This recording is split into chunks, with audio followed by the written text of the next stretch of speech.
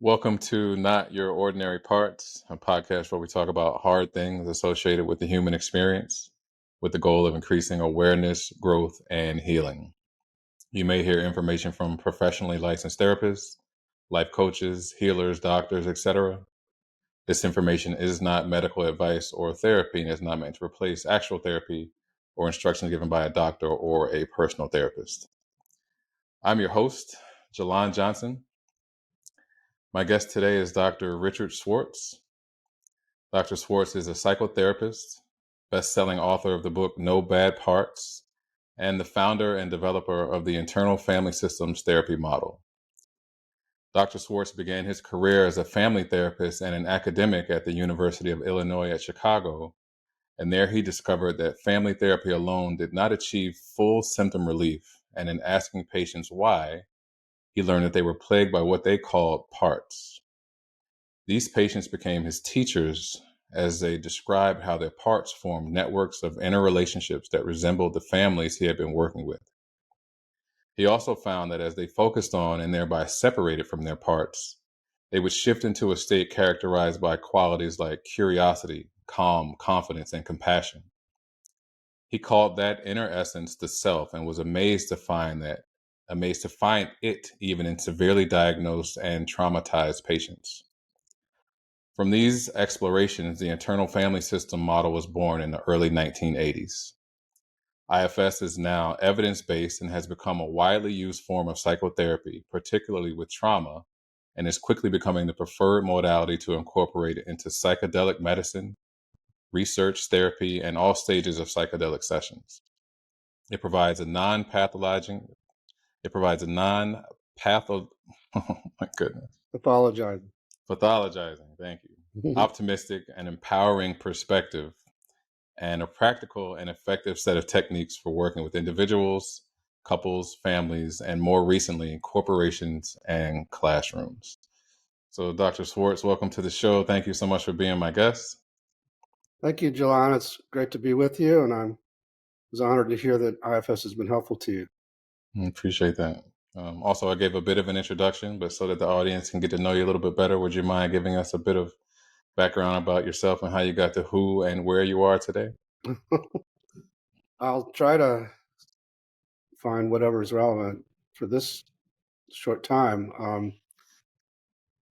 So uh, I grew up my father was a big shot physician researcher, and I was the oldest of six boys, and so I was supposed to be that, and I was a big failure at that. I think I had probably undiagnosed ADD at the time, and so I came out of my family basically with lots of parts that carried worthlessness and a sense of not having any talents and not knowing any direction. But my father got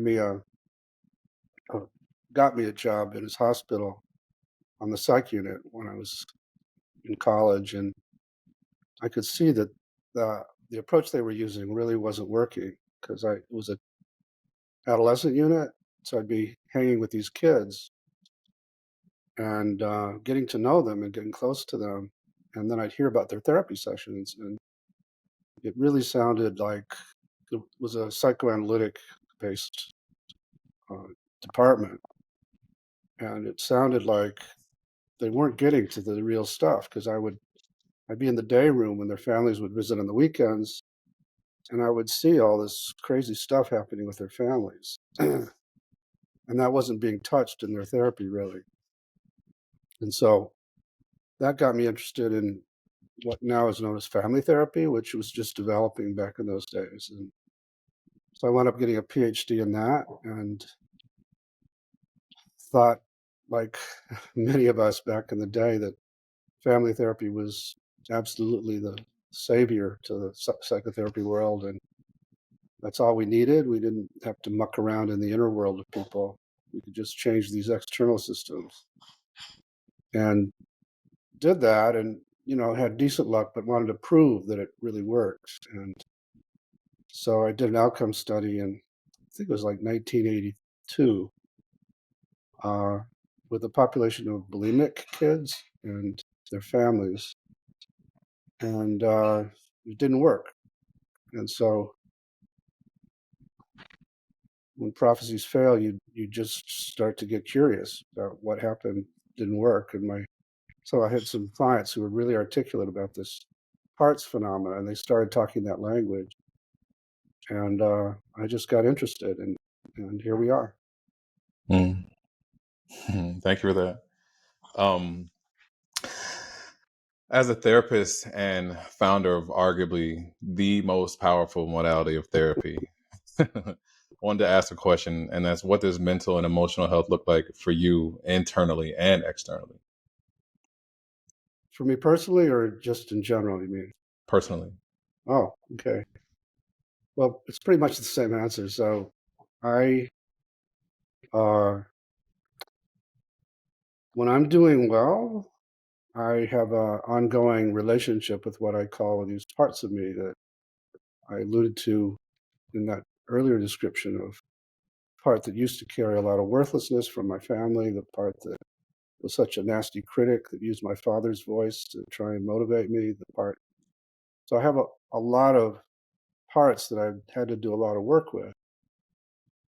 And so when I'm feeling mentally healthy, it's when uh, I've been able to help them change so that the critic is no longer a critic, it's kind of an advisor, and the worthlessness part is happy little kid inside, and that they're getting along with each other now. They have relationships and they work together, they play together, and there's harmony in there. And then that they trust me as a leader. And by me, I mean what I call the self with a capital S. And that the big discovery of IFS is that in addition to these parts, there is this person in us who has all these great qualities and is just beneath the surface of the parts, so that when they open space, myself just emerges spontaneously and not only can handle the world better than my parts because they're mostly pretty young, but also knows how to relate to them in a very nurturing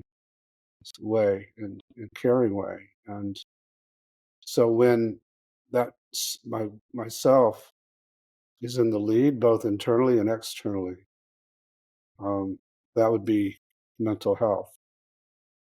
So it's got several components. One is the helping these parts transform, and then helping them get along, and then having them trust me to lead. When was it that you decided psychology was the career path for you? Because you had mentioned that your father wanted you to do something, and then I guess dealing with the patients, when you were working with him, you saw different things that didn't kind of add up. So when was it that you realized that this was what you wanted to do? Yeah, I was from that experience in my father's hospital, and uh, I was like a freshman in college and had no direction, and but I had these parts that carried worthlessness from my father's interactions, and were striving to find something that I could maybe prove myself to him with. And when I saw the futility of the kind of therapy these kids were getting, I thought maybe that's a place I can do some work. And so then I became a psychology major in college, and uh, all that was basically rat psychology. It wasn't anything I could use with people. But then when I got out of college, after being a hippie for a few years, got tired of that, and decided to go back to graduate school and did a master's in community mental health and then a doctorate in family therapy. So, and you know, my father was okay with that. He wasn't thoroughly impressed, but um, ultimately, I finally got his approval. Hmm. That had to be big. I know, for many of us who have parts that carry the burden of worthlessness, and we want to prove to caregivers that we are somebody or we are of something, that approval from them can mean the world to us. Yeah. So I understand that emphatically. Was there ever a point where you realized that who you wanted to be and who you are now, and that your name and your work is associated with life-changing healing for other individuals? Was there ever a shift that maybe that old approval you were looking for kind of fell to the wayside? But it didn't fall to the wayside as much as it took a lot of work to help those parts. So, you know, I thank these. So coming out of all that with the worthlessness, but then with the worthlessness came a protector that didn't care what people thought. Hmm. And that part was very helpful to me in terms of bringing this initially, because this paradigm was so different, particularly back then from the traditional psychotherapy world. And I got a lot of attack with, I was in a department of psychiatry at the University of Illinois at Chicago, and uh, had to present to the whole department once, and just got people screaming at me and tried to get me fired and so on. So those parts really came in handy during that time, because I could just let all that, fall off like water off my back and Hmm. just keep going. And then I became the leader of a movement, and those same parts that both the parts that desperately needed a lot of accolades or approval, not just from my father, but just in general, to counter the worthlessness. And then the parts that didn't care what people thought got in the way of being a leader in a community. And was lucky to have some people who let me know that. And so I took it seriously, and I actually wound up doing a lot of work with those parts. And so, now people comment on how humble I seem, and a lot of it is because I actually don't need that same level of praise all the time, or you're so great. And yeah, I can just enjoy the ride, basically. Hmm. How does it feel to be like the leader of this movement, as you described, and the developer of such a amazing modality of therapy now that you've gotten to this point? Well, it's a combination of things. So when I first got the vision of it, especially when I ran into what I call self, I thought, this is amazing. This could change everything. I hope the person who can take it where it's supposed to go can come along, because I'm Mhm. just a little kid, basically. Who's going to listen to me? Mhm. And then it turned out that I'm the one I've been waiting for, because I had to grow into that, to being that kind of a leader. And as I was saying, and so now it is approaching the early vision, and it's both very satisfying to some parts and quite overwhelming to many parts, because I'm not an organized person. I'm not, I just feel bombarded by the position. And uh, luckily, I've got a good institute with a good CEO, and my wife's into it, and she helps me sort of stay on track. And but I still have that kind of ADD brain that makes it hard. So it's a struggle in some ways, but it's also very gratifying, and I still love it. I just love the, these kind of interviews, and being able to have people like you get interested and catch the vision of it. Mm. Thank you for that. So we've kind of danced around IFS a little bit so far. So I wanted to ask you, what is internal family systems at its core? And also, what has the journey of developing IFS been like for you? So I used to say it's a psychotherapy, but it's become more than that. It's become a kind of life practice, and yeah, a different paradigm for understanding the mind and working with the mind in general, not just in therapy. And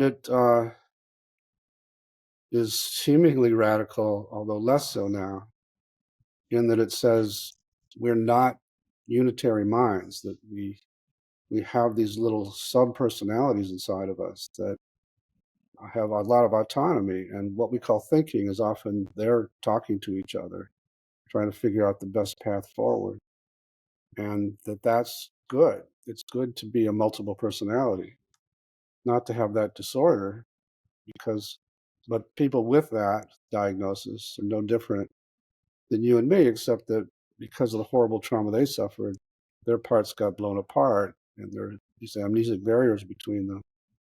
But other than that, the idea of these being full range personalities is what I discovered from these bulimic kids back 40 years ago, that that's who was in them. And that was startling to me because I didn't know from parts at the time.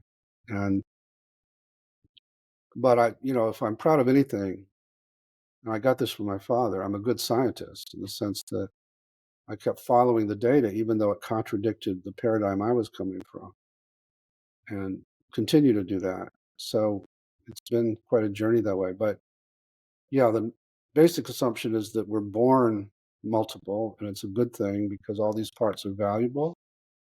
There wouldn't be anything in us that wasn't here to help us. So we have all of them, uh, and in their naturally valuable states, they give us all kinds of great qualities and talents and so on. But traumas and what are called attachment injuries, which is like bad parenting, force them out of their naturally valuable states into roles that can be quite destructive, but maybe were necessary back when the trauma occurred.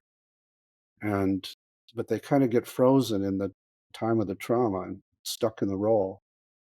And uh, yeah, some of them are pretty young, these inner children that before they got hurt were delightful and playful and open and loving and creative, but they're the most sensitive parts of us, so they get the hurts the most. And so they pick up what I call the burden of worthlessness, like I was talking about my parts, Mm. or the burden of terror, or the burden of emotional pain.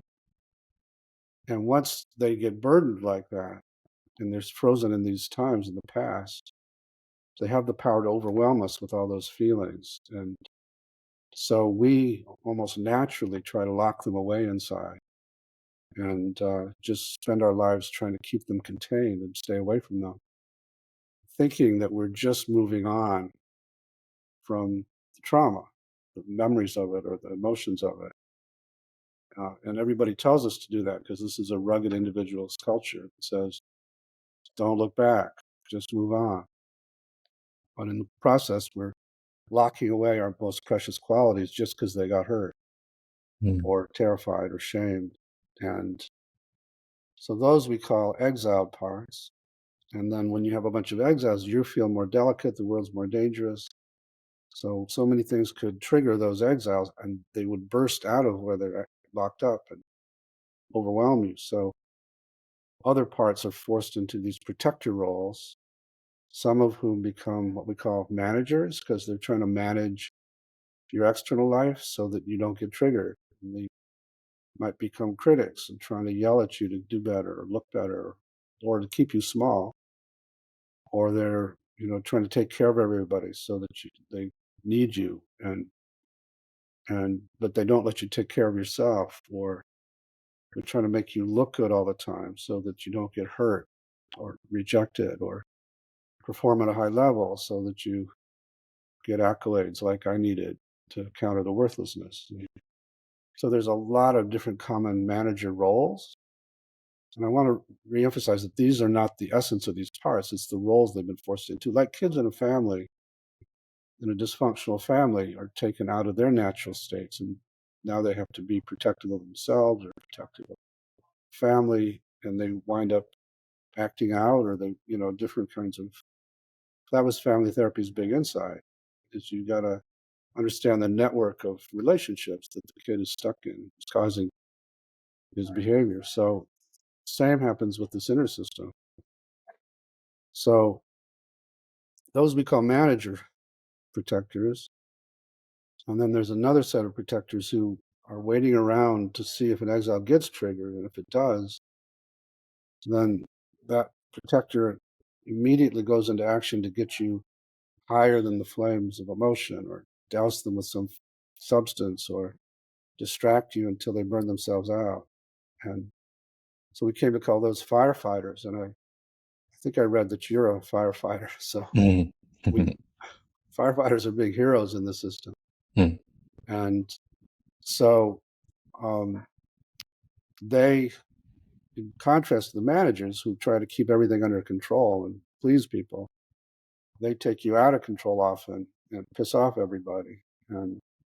But they believe that if they don't get you away from these scary feelings, you might die. So they really don't care about the collateral damage to your body or to your relationships. They just got to, get you out of that burning house, regardless of what it takes.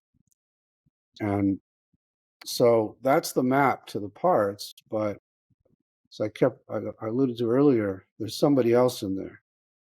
And this I just stumbled into by getting parts to separate in different ways from each other and from the person.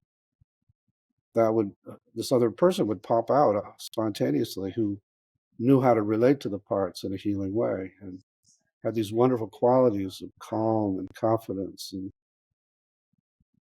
curiosity and compassion, what we call the 8 C's of self-leadership: creativity, courage, clarity, and connectedness. That person, when I would ask clients, who is that? What part of you is that? They'd say, that's not a part like these others. That's me. That's myself. So that I came to call the self, with a capital S. And now, 40 years later, we can safely say that that person is in everybody, can't be damaged, knows how to heal, and is just beneath the surface of these parts. So when I'm working with somebody, I ask their parts to open space, get them in that state of self, at least curious about other parts, and then start the work. So that's a condensed version. Thank you for that. What is it, in your opinion, that usually brings someone to therapy in the first place? Oh boy, it could be all kinds of things, but sort of in general, they do feel kind of out of control. Like it's easy for me to say, oh, so there's a part of you that takes over and makes you do this thing you don't want to do. And they'll say, yeah, that's right, because everybody uses that language. It's not scary to say it's a part of me.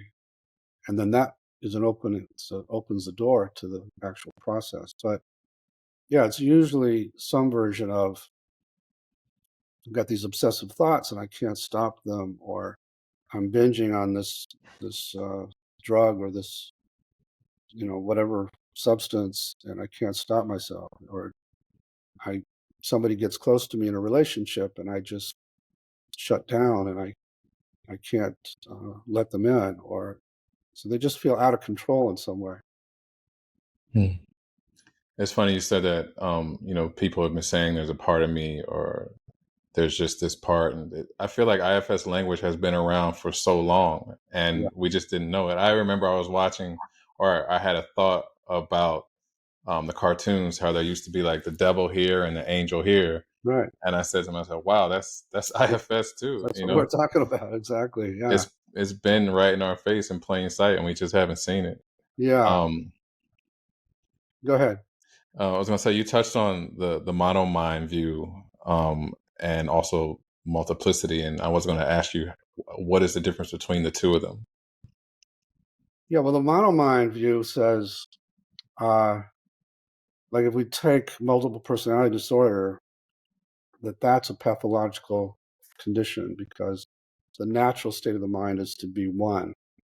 Like, you have one mind, you might have different thoughts and emotions, but they're emanations from this one mind you have.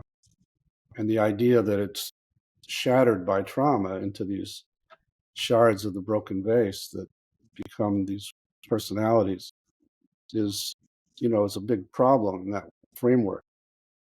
So this is a radically different approach that says having lots of these little personalities, these little entities inside of you, little people really, is actually natural and terribly valuable. So that's a big paradigm shift. Mhm. Is it possible to have a conversation with thoughts and emotions? No, but it's possible to have a conversation with parts. And Hmm. for me, thoughts and emotions are emanations from these parts, what we call trailheads.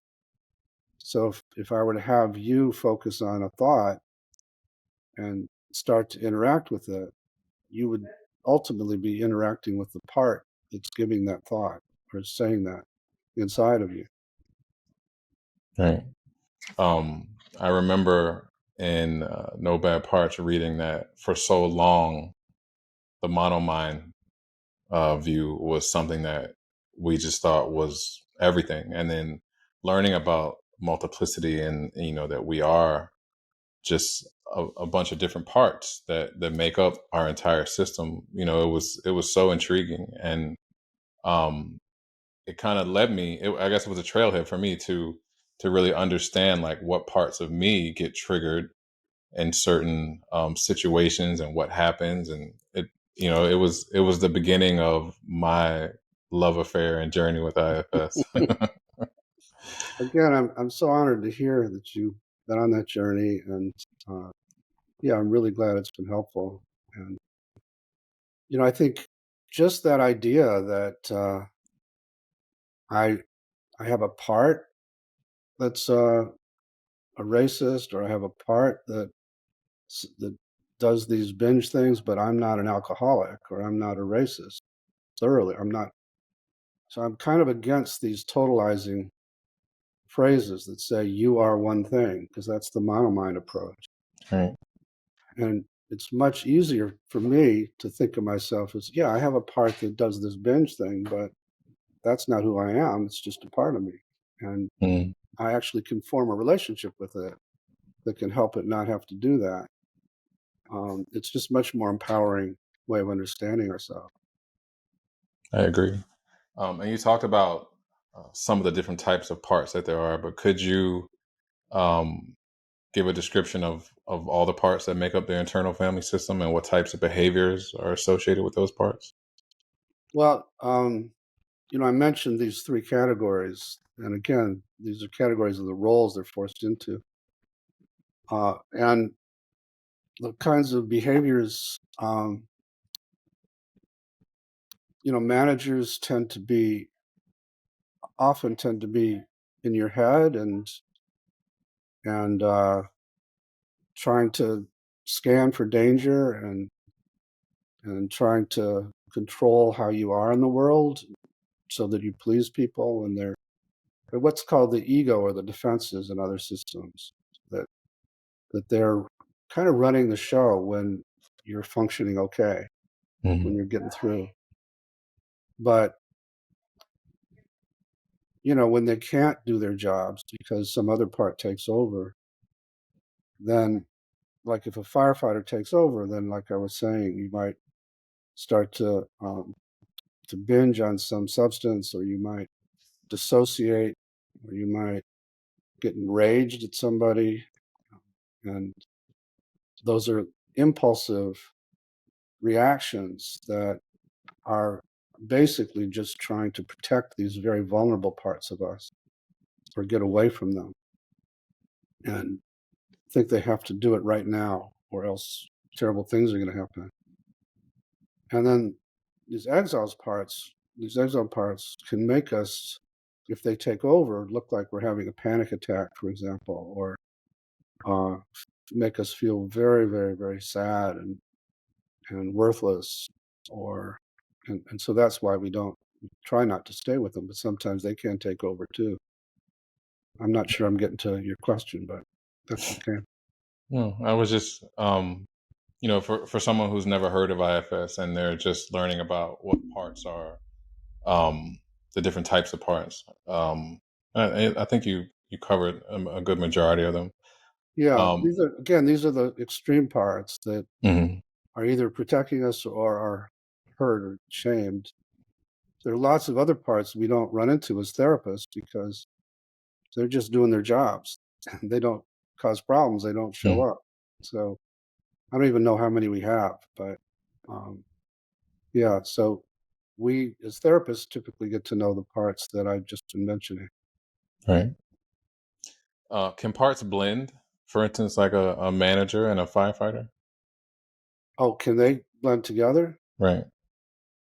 Um, Sometimes, but more often what happens is they blend with us. So I Mm, mentioned the self with all these great qualities. But the reason not all of us are in that place all the time is because these, particularly these protectors, can blend with self. And so by that I mean all of their burdens, all of their ways of seeing the world, you take on. They kind of take over, and yourself is obscured during that time because they're blended with yourself. And you see the world through their eyes, and you think through the map of that part about what you're seeing. And so that's what generally we're talking about when we talk about blending. okay. I wanted to quote something from chapter 3 of your book, No Bad Parts, in reference to an exile being triggered. And you said when an exile gets triggered and bursts out of whatever container we keep it in, it can feel like we're about to die because it was exactly that scary or humiliating when the originating event happened. What exactly does that mean, and how can that look? Yeah, so I think I mentioned that these parts get frozen in time during the trauma. So many of them, if you were to ask, if I had you ask a part of you how old it thought you were, you usually get a single digit because it still thinks you're a little kid, and it's still living back in the time when you were really hurt or Mm, terrified. And uh, so remind me of the question. So mhm. I said when an exile gets triggered and bursts out of whatever container we keep it in, it can feel like we're about to die because it was exactly that scary or yeah, humiliating when the originating event happened. yeah. So because it lives back there and it's still feeling the same way, when it blends with us, we feel that way. We feel like, oh my God, something terrible is about to happen. Even though we're, decades older and our situation is no longer that way. It's because these parts can still pull us back into those times. And that's why we exile. So yeah, that's the way I'd answer that. How exactly can a part become exiled? Like what's the process, and what does it mean for a part to be exiled? It means that other parts have created this container in you that they can throw these parts into. And then they monitor it so that they make sure that they're still there. And I don't know exactly the mechanism, but Hmm. this is what people describe. Okay. Um, when it comes to spirituality, oftentimes self avoidance is confused with spiritual enlightenment.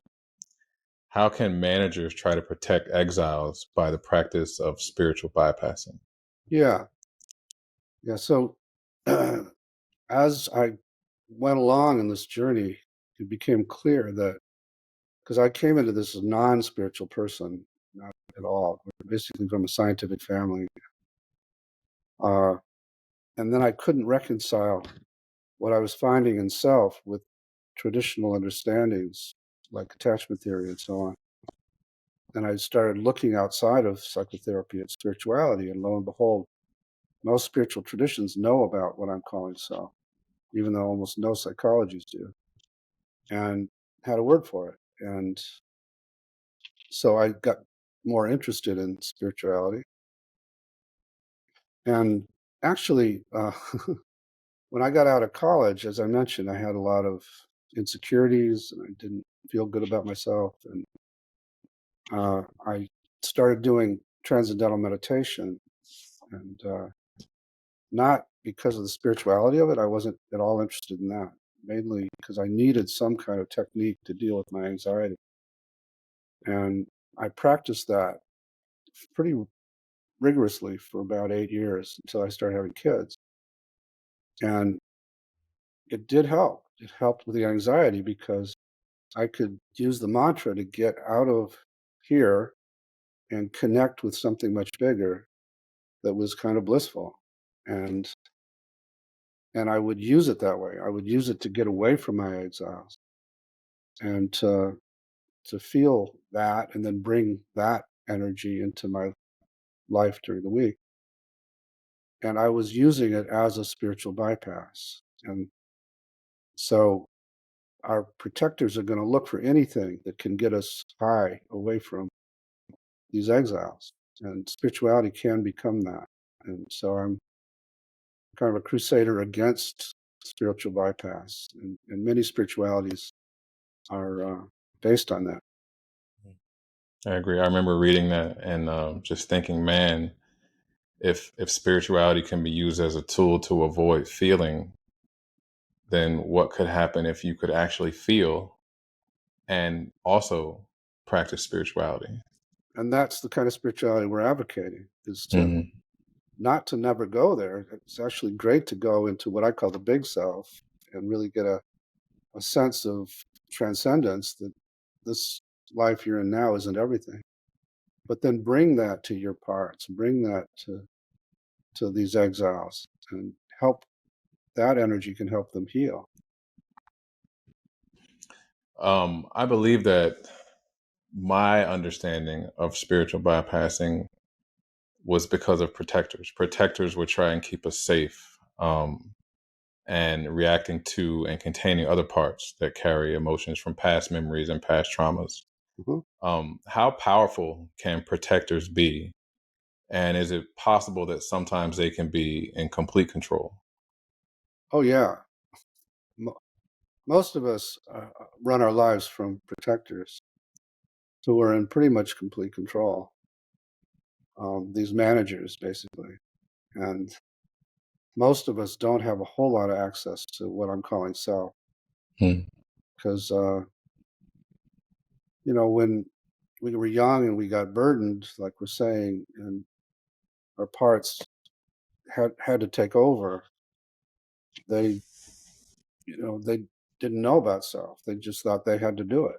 They're like, in family therapy, we would call these parts parentified children. They were kids who had to take on a parent's role. And that's what a lot of these managers are. And so, most of us are parts led until we start to help them see that we're not still 5 years old and there is somebody who can run things and they can relax and take on more advisory role. Hmm. You've mentioned parts being burdened a couple of times, and I wanted to know if it was possible for you to explain what a burden is and how a part can get burdened. Yeah, so burdens are extreme beliefs or emotions or energies that came into your system during a trauma and attach to these parts, almost like a virus, and then drive the way they operate. And so parts get extreme partly because they take in these burdens, and then also because they're frozen in these bad seeds, and then also because of what we do to them after that. So, but unburdening, helping parts release these extreme beliefs and emotions, is pretty miraculous because as they do that, they'll immediately transform into their naturally valuable states. And uh, so a lot of the goal of IFS is to help yourself help one of your parts unburden. And to do that, we also often have to get it out of where it's stuck in the past. So I would have you witness where it's stuck in the past. And then at some point, I would say, I want you now to go into that scene and be with that boy, I would assume, in the way he needed somebody, and then at some point take him to a good, safe place. At which point he'd be willing to give up these burdens. Wow, that's powerful. So if we have parts that are carrying burdens that are heavy, and they're being managed and protected, would it be out of place to ask if these protectors, if they have control of our bodies and maybe our nervous systems, could make us physically ill?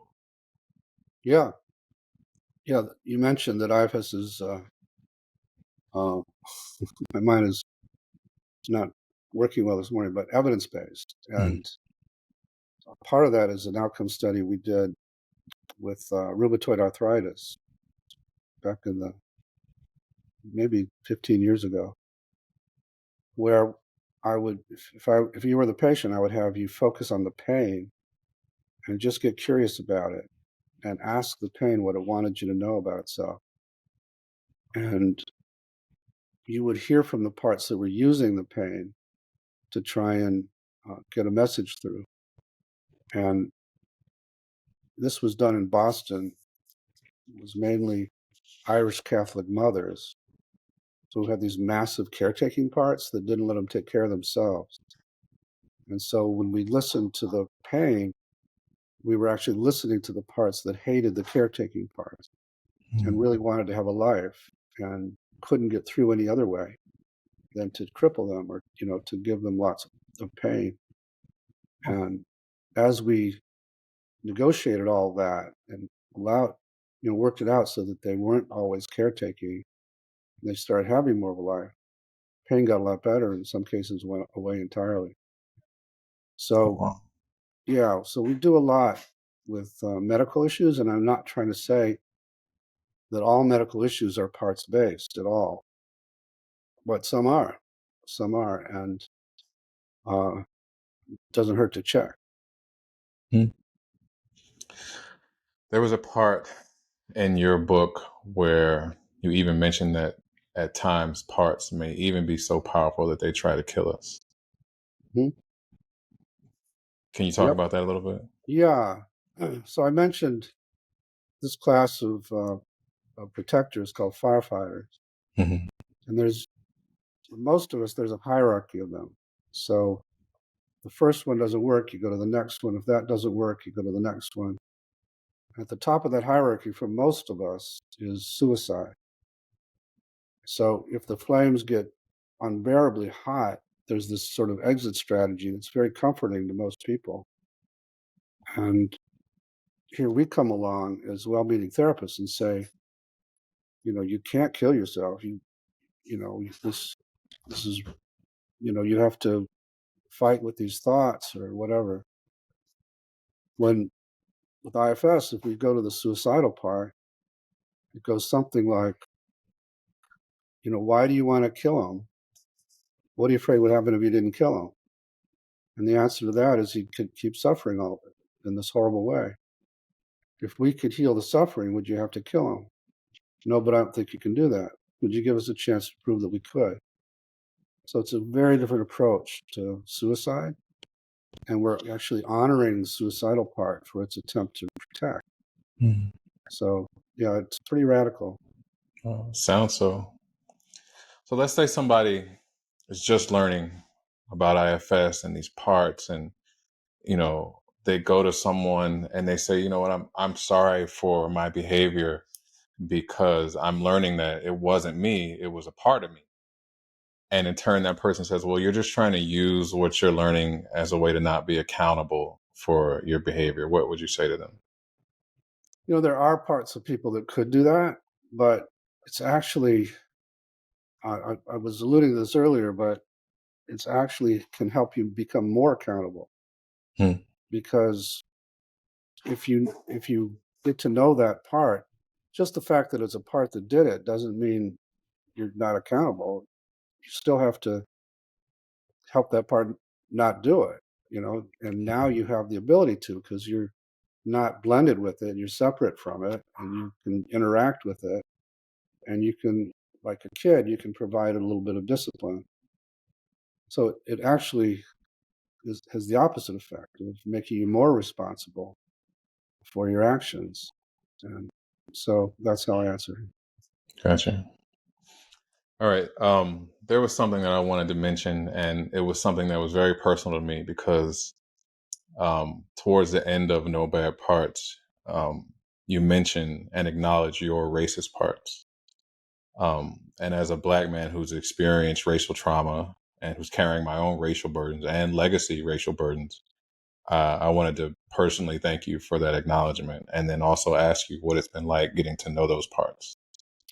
Yeah, it's been quite a process because, you know, not only was my family scientific, but they were also very liberal and human rights oriented, and so any sign of uh, racial prejudice was shamed. And so, and I, as I think I wrote in the book, I don't believe we can grow up in this culture without carrying some of that, some of the white supremacy. And so I wound up exiling those parts and really pretending like I didn't have any, that I, I was colorblind, all that. Mm. Us white people like to think of ourselves that way. And then when I start getting into this, it actually became easier to own it because of what we were just talking about. I'm not a racist necessarily, but I do have parts that carry these legacy burdens of racism that float around in our culture that you can't help but pick up. And so as I started thinking about it that way, I started thinking, well, maybe I can go to these parts in just the way that I help people go to other kinds of parts that carry different burdens and try to help them unburden that legacy burden. And so I did that with the racist parts. I did it with the homophobic parts of me. Uh, and I had much better luck for some reason with the homophobic parts because I don't, when I'm around gay people, I don't have any of that anymore.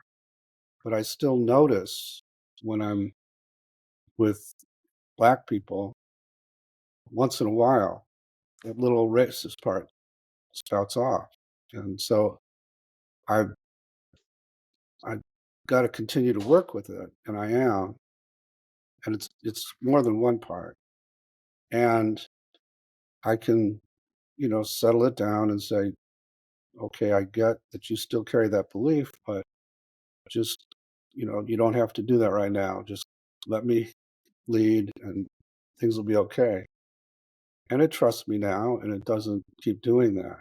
But and I can relate to it not in a shaming way, but just I understand that you know, you pick this up and it's like you would with a kid.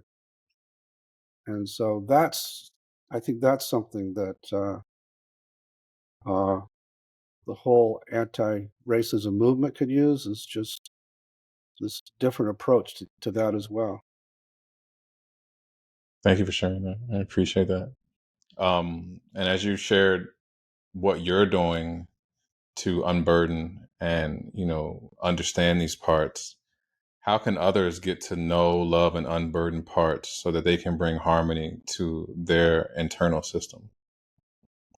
Well, I mean, it helps to find an IFS therapist, but in lieu of that, um, we are trying to put out more material for the public, and uh, it is possible.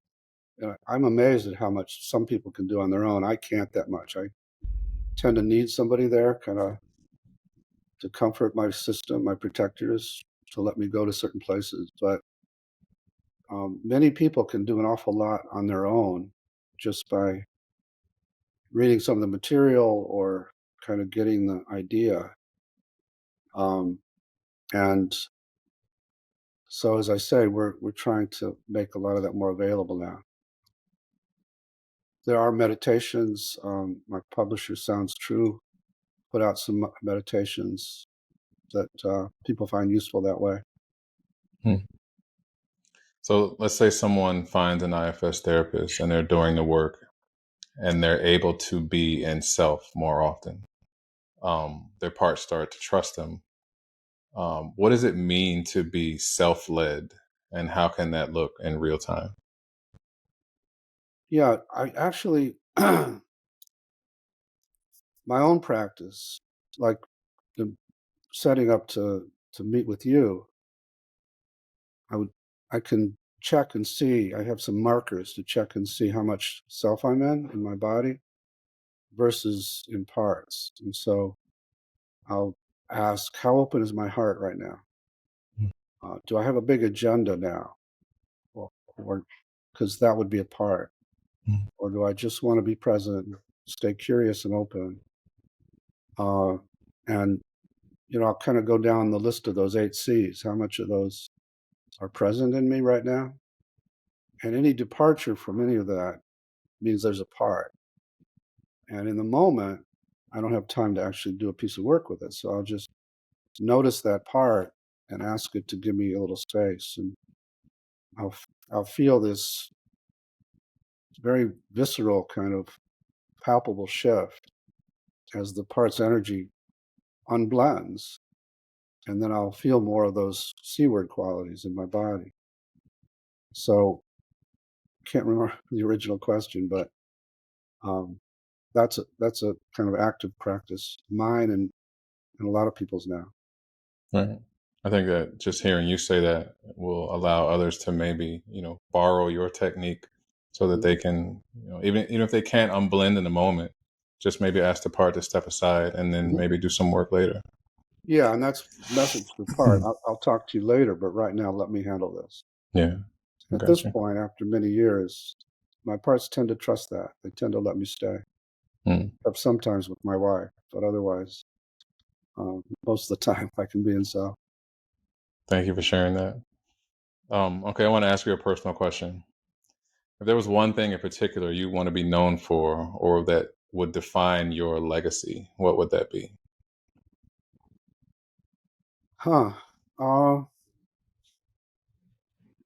I think my legacy is bringing this different paradigm about the human mind to humanity. That I'm hoping that'll be it. Uh, um, that feels like a very precious gift that I've been given. I come to believe in guides and guidance also, and so I'm pretty clear that this model didn't come out of my little brain. That I'm kind of channeling it, and so my goal now, I'm 74. I've got hopefully a decade left or so, um, is to bring it as far as I can. And so I'm starting to shift away from training therapists to bring it to the public or bring it to leaders of all kinds because our, our planet sort of needs a new paradigm right now. Mm. And yeah, so I'm hoping my legacy will be that he brought this and he did his best to bring it as far as he could. Thank you for sharing that. Building off of that, okay, let me set the stage. You're at the Therapy Grammys and you've just won the award for Best All Time Modality. You walk on stage to give your acceptance speech. Who comes to mind that you'd want to thank that's had a large part or contribution to IFS? Okay. So I would probably thank my father for both the burdens that spurred me to do this and also for some of the wisdom that helped guide me also Mm. along the way. And then I would thank my kids and my ex-wife who sort of put up with me and supported me in different ways. And my current wife, who's kind of a partner in this journey now. And in terms of therapy types, there's a guy named Ron Kurtz who developed something called Hakomi, and I collaborated with him for some years and picked up certain things from him. I also later, after I'd sort of developed it, got interested in shamanism and the parallels between what I was doing and what the shamans were doing. So I was to some degree influenced by some of that. So I would thank the people that wrote about that. I never really experienced it personally, but and more lately, Bessel van der Kolk's been a supporter and wrote this best-selling book that I think has helped popularize IFS a lot.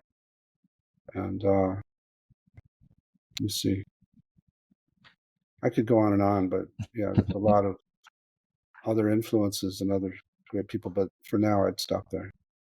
Okay, thank you for that.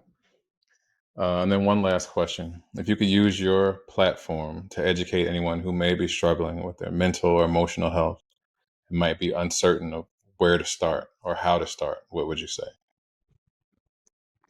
Yeah, it really helps to not think of these as manifestations of disease or pathology, but that they're parts trying to protect you in some way. Even parts like, when people go into a psychotic kind of journey, uh, often it's because there's a part that wants to get them away from something that's happening in their lives and protect them that way. And if they can think of it that way rather than, oh my God, I'm a schizophrenic, that can actually help calm, not overreact to the symptoms, but also hold on to some kind of center, even in the middle of the episode. So, and, the psychotic episode is just one example, but all kinds of symptoms that we work with, like, uh, manic depression and obsession, OCD, so on and so on, that seem so intractable and so hard to treat. Uh, if thought through this lens, seen through this lens, it's not so hopeless, and you don't feel so crazy. Thank you for that. Um, Thank you for this in general. It's been amazing to have this time here with you and to get your thoughts and your feelings on IFS and what it is and how it was developed and who you are. Um, I'm very grateful because I feel like IFS has been something that has changed my life, and to have an opportunity to sit with you and to personally thank you is just an honor beyond words for me. So Well, I'm very impressed with what you're doing, and I want to support it. Uh, I think it's very hard for people of color to be very vulnerable, and for good reason. I mean, it's hard enough in this culture for a white person to be vulnerable, but to be black and to go to those places when you're surrounded by danger and potential triggering is much harder even. And so for you to be such a model of openness, and the therapy can be helpful, and it's not that it's okay to go to these places, I think is really tremendous. So I do want to support it. I appreciate that so much. Where can people find you online or on social media? Uh, I'm not a big social media guy, but our website is ifs-institute.com, and I think that's the main source of my life. Yeah, Mhm. And then what about your books? Where can people find your books? I think they're probably listed on there too, Okay. but on Amazon and so on. All right. Well, again, Dr. Schwartz, I want to say thank you so much for this. Thank you for what it is that you've done. Thank you for pushing through, empowering through your parts that tried to keep you small, and for developing this model. And thank you for the time that you've given me today. And thank you for who you are, for what you do, and for how you do it. Thank you for all those thank yous, and keep going. I really do want to support what you're doing. I think it's really important. So I really enjoyed getting to know you and talking to you.